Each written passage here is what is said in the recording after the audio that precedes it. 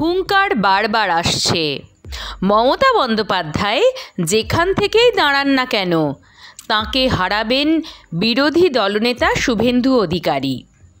ভবানীপুর হতে পারে মমতার সম্ভাব্য আসন, সেই ভবানীপুরকেই টার্গেট করছে বিজেপি। লোকসভা ভোটের হিসেবের খাতা বরাবর উল্টে পাল্টে কোথায় শক্তি কোথায় দুর্বলতা দলের তা খুঁজে বের করে ফেলা হয়েছে। বিজেপি যখন মমতাকে ঘিরে ফেলতে চাইছে তখন তৃণমূলের পাল্টা চাল থাকবে না বিধানসভা নির্বাচনের জন্য, তা হয় নাকি? বিজেপির টার্গেট মমতা তখন তৃণমূলও লক্ষ্য করছে শুভেন্দুকে। গত নির্বাচনে নন্দীগ্রাম থেকেই মমতাকে হারিয়েছিলেন শুভেন্দু। নন্দীগ্রাম যে শুভেন্দুর ডেরা তা নিয়ে কোনো সন্দেহ নেই। তাই নন্দীগ্রাম দখলের প্রস্তুতি শুরু করে দিল তৃণমূল। এই প্রজেক্টে নন্দীগ্রামের নেতৃত্ব দেবেন অভিষেক বন্দ্যোপাধ্যায়। 26-এর বিধানসভা ভোটে নন্দীগ্রামকে যে বাড়তি গুরুত্ব দেওয়া হবে তার ইঙ্গিত আগেই দিয়েছিলেন তৃণমূলের সর্বভারতীয় সাধারণ সম্পাদক অভিষেক বন্দ্যোপাধ্যায়। উৎসবের মরশুম শুরু হওয়ার আগে নন্দীগ্রামের 2টি ব্লকের বাছাই করা নেতাকর্মীদের নিয়ে পরপর বৈঠকও করেছেন তিনি। ওই বৈঠকগুলিতে নিচুতলার নেতাকর্মীরা যে মতামত দিয়েছেন তা পর্যালোচনা করে নন্দীগ্রাম 1 এবং নন্দীগ্রাম 2 ব্লকের তৃণমূলের সভাপতি শাখা সংগঠনের পদাধিকারীদের নাম ঘোষণা করা হতে পারে বলে জানা যাচ্ছে। শুভেন্দুর ঘাঁটিতে তৃণমূলের সাংগঠনিক রদবদলের মধ্যে দিয়েই 2026-এর বিধানসভা নির্বাচনের ঘুঁটি সাজাচ্ছেন অভিষেক।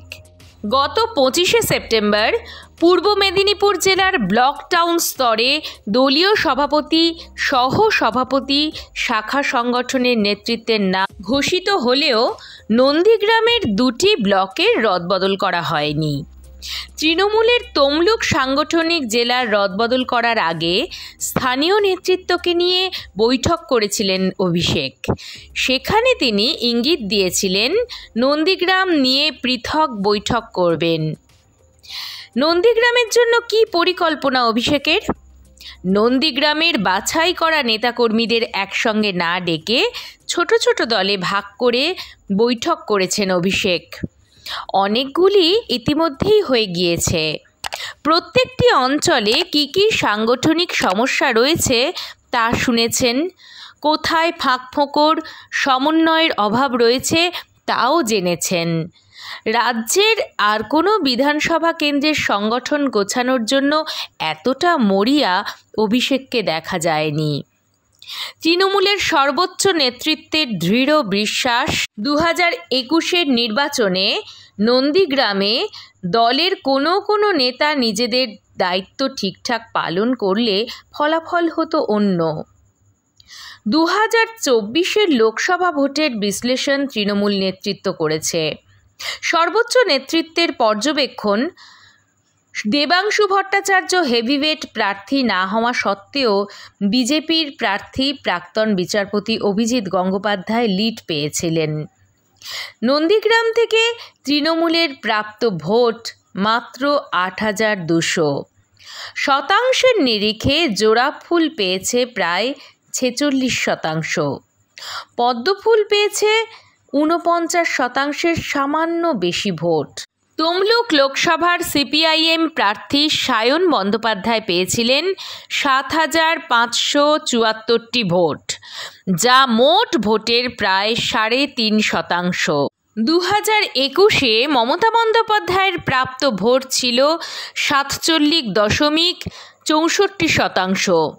শুভেন্দুর ভোট ছিল 48.49%। অন্যদিকে সিপিআইএম প্রার্থী মীনাক্ষী মুখোপাধ্যায় পেয়েছিলেন 2.74% ভোট।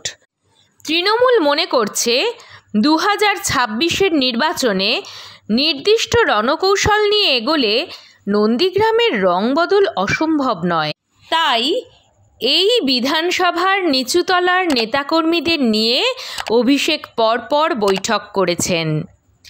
শুভেন্দু নিজেও নন্দীগ্রামকে আরও শক্তপোক্ত করতে নির্দিষ্ট স্ট্র্যাটেজি নিয়েছেন বলে বিজেপি সূত্রের খবর। পদ্ম শিবিরের রাজ্য নেতৃত্ব 2024-এর ভোটের কাটাছেঁড়া করতে গিয়ে দেখেছেন নন্দীগ্রাম বিধানসভায় হিন্দু ভোটের 73% মেরুকরণ করা সম্ভব হয়েছিল। সংখ্যালঘু এলাকার বাইরে নন্দীগ্রামে বুথ স্তরে বিজেপির শক্তিশালী সংগঠন রয়েছে।